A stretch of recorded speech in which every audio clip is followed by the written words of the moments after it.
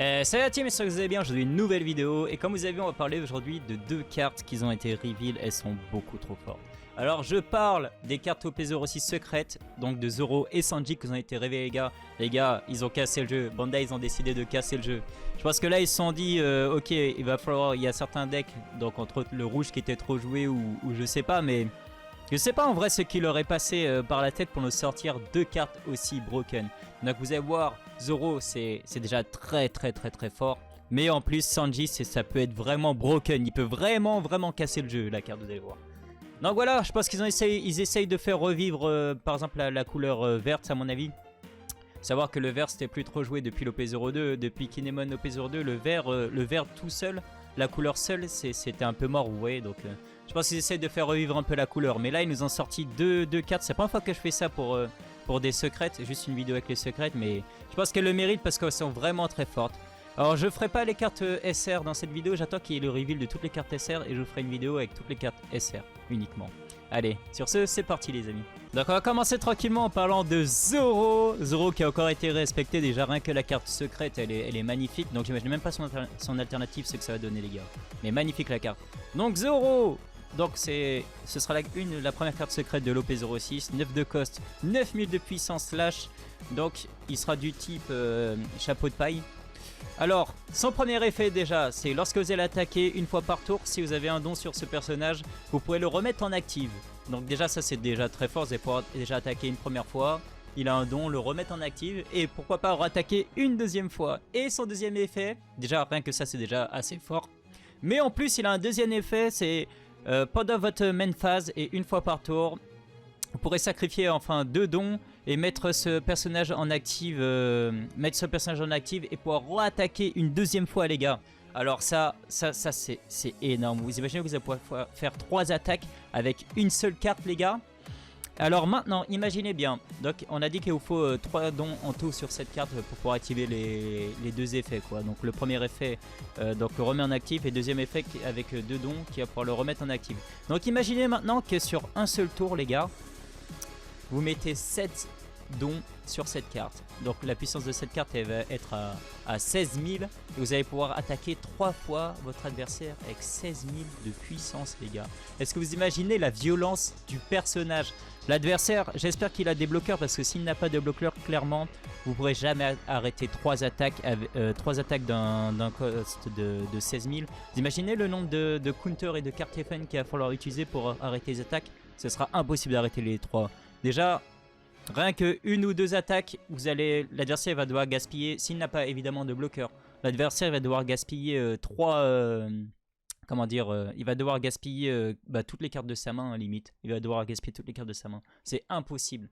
Donc en plus, sachant que cette carte va être jouée en endgame, donc 9 de cost, c'est vers la fin du match. Si l'adversaire a déjà perdu des vies entre temps, les gars, là, vous allez le mettre sous pression directe avec Zoro, parce qu'il fait trop mal. Il va faire trop mal. Alors, en fait, ce qui est fort, c'est qu'il faut se rendre compte que avoir Zoro sur le terrain, c'est pas comme avoir 3 cartes à 9000 les gars sur le terrain, c'est pire que ça. Parce que imaginez que vous avez 3 cartes à 9000 de puissance sur le terrain. Même si vous mettez des dons dessus, donc imaginez je mets 3 dons sur chaque, la carte au maximum elle va être à 12 000, les 3 ils vont être au maximum à 12 000 de puissance les gars. Donc vous imaginez, là avec 16 000 de puissance, c'est l'équivalent de comme si vous avez utilisé 21 dons pour 3 cartes à 9000 sur le terrain les gars. Vous imaginez la puissance 16 000 x 3, l'adversaire il est mort, il est dead. Il a intérêt d'avoir des cartes pour counter ça. À mon avis le meilleur moyen pour vous de vous en débarrasser de ce Zoro, c'est que évidemment l'adversaire au premier tour il va jouer la carte, dans tous les cas il ne pourra pas l'utiliser tout de suite, il sera obligé d'attendre un tour, son prochain tour, pour pouvoir attaquer avec. Donc entre temps j'espère que vous avez un moyen pour pouvoir le détruire cette carte. Alors pour moi l'un des meilleurs moyens ça va être par exemple avec Sakazuki leader double couleur bleu et noir. Donc vous avez baissé le cost et pourquoi pas utiliser une carte comme Mihawk ou une carte qui envoie la carte dans le deck de son adversaire quoi, pour pouvoir retirer cette carte du terrain. Vous avez aussi la carte Even Red Rock OP04, 6 de cost, qui permet de renvoyer une carte quel que soit son cost en dessous du deck de son adversaire. Donc il y a quand même quelques façons de pouvoir deal avec ce Zoro, de pouvoir la détruire. Heureusement d'ailleurs parce que ce serait trop fort. Mais si à ce moment-là, au moment où vous jouez cette Zoro, l'adversaire il n'a pas de carte pour immédiatement s'en débarrasser, je peux vous dire qu'il va prendre très cher. Il va prendre très cher. Il a intérêt d'avoir des counters parce que sinon, les gars, je peux vous dire tout de suite que ça va voler les cartes. Je peux vous dire que les cartes de l'adversaire, même s'il a beaucoup de cartes dans sa main, ce sera impossible de se défendre de 3 attaques à 16 000 de puissance juste avec des counters et des cartes even. C'est impossible. C'est impossible les gars. Trop forte cette carte. Et maintenant les amis, on va parler d'une carte très broken. Une carte qui je pense qu'il va casser le jeu en OP06 parce que son effet il est beaucoup trop fort en fait. Il est beaucoup trop fort. Donc Sanji, 9 de cost, 9000 de puissance, chapeau de paille. Donc son effet on play, vous allez révéler la première carte du dessus de votre deck. Et vous pouvez jouer une carte, du coup la carte que vous avez reveal, si elle a un cost de 9 ou moins, autre que Sanji, vous pouvez la jouer directement. Donc les gars, cet effet il va casser le jeu. Et le reste apparemment vous mettez en dessous de votre deck. Par contre je sais pas pourquoi il y a cette partie, parce que de toute façon vous révélez qu'une seule carte. Donc vous imaginez que là vous allez pouvoir jouer gratuitement un personnage avec un cost de 9 ou moins du dessus de votre deck. Donc potentiellement vous pouvez jouer jusqu'à un cost de 18 en un tour. Donc le Sanji plus un autre personnage. Alors il y a des gens qui vont se dire ouais mais c'est situationnel parce que du coup la carte que je vais piocher je peux pas forcément savoir c'est laquelle. Et bah si en fait les gars, parce qu'il y a beaucoup de cartes qui vous permettent de faire ça. Je vais prendre notamment l'exemple de Perona OP01. Donc ce personnage, vous pouvez regarder les 5 premières cartes pour un cost de 1, vous pouvez regarder les 5 premières cartes du dessus de votre deck et les placer dans l'ordre que vous voulez, soit au-dessus soit en dessous. Donc là, rien que grâce à ça, je peux choisir quelle carte va venir après. Donc en jouant Sanji, je sais pertinemment quelle carte je vais avoir et la jouer. Oui, vous avez par exemple le Doflamingo OP01 pareil, qui est bloqueur, et lui c'est pareil, même effet que Perona, vous regardez les 5 cartes du dessus de votre deck, vous les mettez dans l'ordre que vous voulez, vous jouez. Donc vous imaginez que par exemple dans le deck de Zoro et Sanji, donc le nouveau leader du starter deck 12 qui a été reveal, vous pouvez jouer lui plus Zoro. Donc imaginez vous avez joué au même tour le meilleur combo, l'un des meilleurs combos je pense c'est Perona avec Sanji. Donc vous jouez Perona à cost de 1, vous arrangez votre deck dans l'ordre que vous voulez, vous mettez par exemple Zoro en premier, vous jouez pour cost de 9 Sanji. Et du coup vous récupérez Zoro, cost 9 et vous le jouez directement. Donc sur le terrain vous allez avoir Sanji et le fameux Zoro que je vous ai dit qui peut attaquer jusqu'à 3 fois dans un tour. Donc vous imaginez comment c'est trop puissant les gars. Donc il y a ça. Alors il est possible aussi de réaliser quelques combos grâce à ça. Donc le fameux Zoro Sanji, comme je vous ai dit, son effet, je vous ai pas dit son effet, mais son effet en gros, donc c'est un double leader couleur verte et bleue, 5000 de puissance.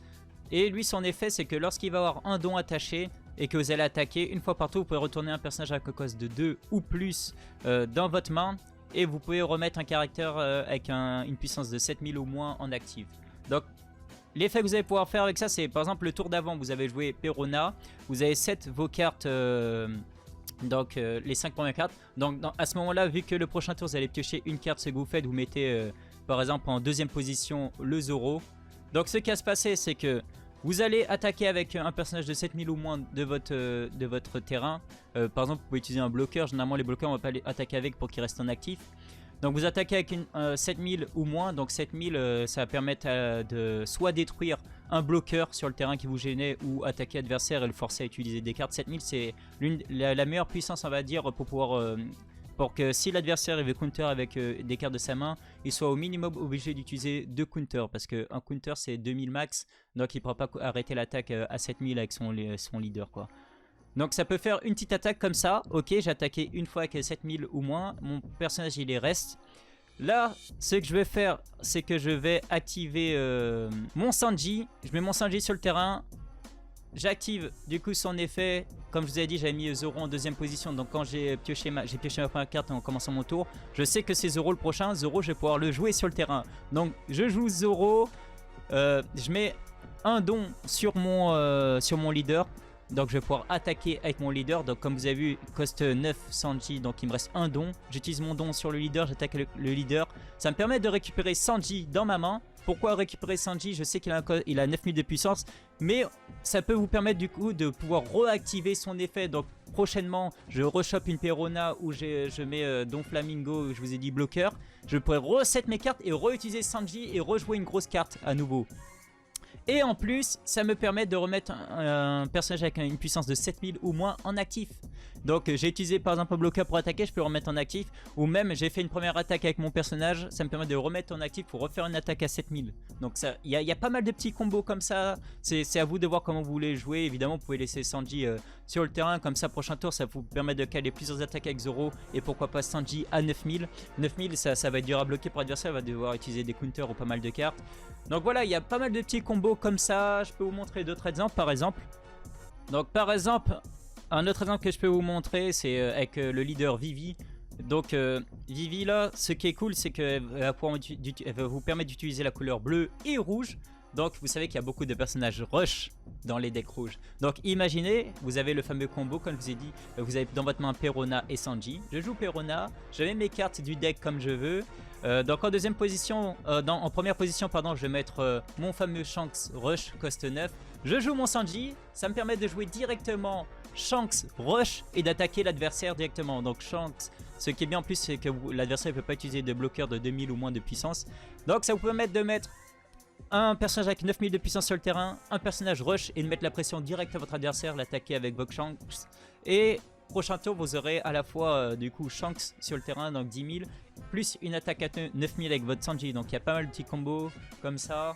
Un autre exemple que je peux vous montrer, c'est avec Queen, leader donc OP04, double couleur jaune et bleu. Donc ce qui va se passer, ce que vous pouvez faire comme combo, pareil.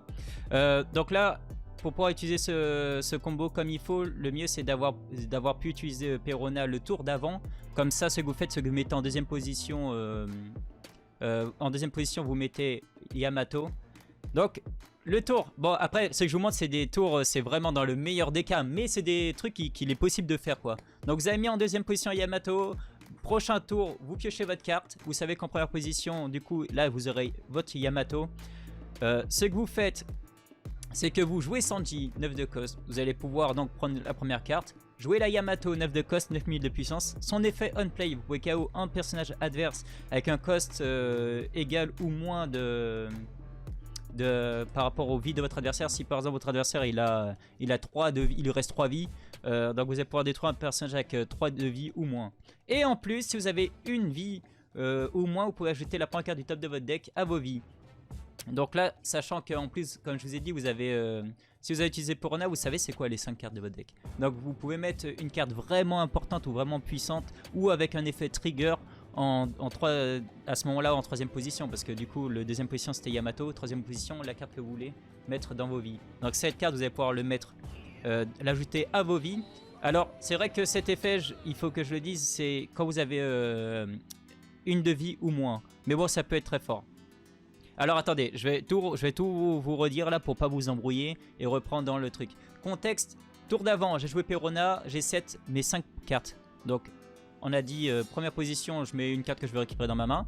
Deuxième position, je mets ma Yamato pour pouvoir utiliser mon combo. Troisième position, je mets une carte que je vais trouver intéressante à rajouter à mes vies, qui va vraiment me servir avec un trigger ou autre.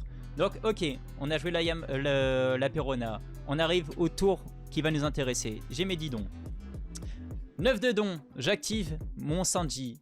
Mon Sanji il est sur le terrain, son effet s'active. Donc je sais que comme j'ai pioché une carte, la deuxième carte c'était Yamato, donc c'est elle qui va être au-dessus de mon deck. Je joue ma Yamato, je KO un personnage qui a un cost égal ou moins par rapport à la vie de mon adversaire. Ensuite, vu que j'avais qu'une seule vie ou moins, j'active l'effet de Yamato s'active et je récupère une carte que je vais pouvoir mettre au-dessus de mes vies, celle qui était vraiment intéressante que je vous ai dit. Ensuite, ce que je fais, c'est que je mets un don sur mon Queen, parce que je vous ai dit, j'en ai utilisé 9 pour mon Sanji, donc il m'en reste forcément une. Une sur mon Queen, j'attaque avec mon Queen. Si vous avez 4 vies, un total de 4 ou moins de vos vies et de votre main, vous pouvez piocher une carte. Et si vous avez un personnage avec un cost de 8 ou moins, donc entre autres là j'ai à la fois Sanji et Yamato, vous pouvez ajouter la carte du dessus de votre deck et l'ajouter à vos vies au lieu de piocher une carte. Donc vous imaginez le combo les gars que ça fait. Alors comme je vous ai dit, c'est dans les meilleurs cas, mais c'est possible de faire ce genre de combo ultra broken. Trop fort. J'ai joué Sanji, hop, j'ai récupéré Yamato gratuitement que j'ai joué. J'ai KO un personnage, donc entre autres un petit bloqueur de 3 ou moins par exemple ou autre. J'ai KO un petit bloqueur, j'ai récupéré une deuxième vie, j'ai 2 vies. En plus, comme je sais c'est quoi les cartes que j'ai setup, je sais quelle carte j'ai mis dans mes vies qui va m'être utile. Ensuite, ce qui s'est passé, c'est que j'ai attaqué, j'ai mis le dernier don qui me reste sur mon queen, j'ai attaqué l'adversaire avec, ce qui me permet de récupérer une deuxième carte. Et je vous rappelle, c'est toujours dans les 5 cartes que j'ai setup, donc je sais quelle carte c'est au corps. Une carte qui va m'intéresser ou pas, et je la rajoute à mes vies. Donc en un tour les gars, j'ai récupéré 2 grosses cartes, donc Sanji, Yamato, j'ai KO un personnage adverse, j'ai récupéré une deuxième vie, et j'ai récupéré avec l'effet de Queen une troisième vie. Donc je suis passé de 1 vie à 3, et j'ai 2 gros personnages sur le terrain. Donc vous voyez un peu, je vous montre un petit peu, c'est vrai. Bon, j'ai peut-être blablaté longtemps, mais c'est un personnage qui me hype parce qu'il est tellement broken. Il y a tellement de solutions. Et là, je vous ai montré des exemples, mais dans tous les decks double couleur ou même monocouleur bleu, vous pouvez faire ce type de combo avec Sanji qui est trop fort, les gars. Je suis désolé, mais il est broken. Donc voilà, j'ai blablaté longtemps, mais je voulais vous parler de ça parce que c'est vraiment intéressant et elle est vraiment forte. Les 2 cartes, elles sont fortes, mais Sanji, il est insane. Donc voilà, on va s'arrêter là et nous, de toute façon, on se retrouve une prochaine fois pour une prochaine vidéo comme d'habitude. Et tchuss!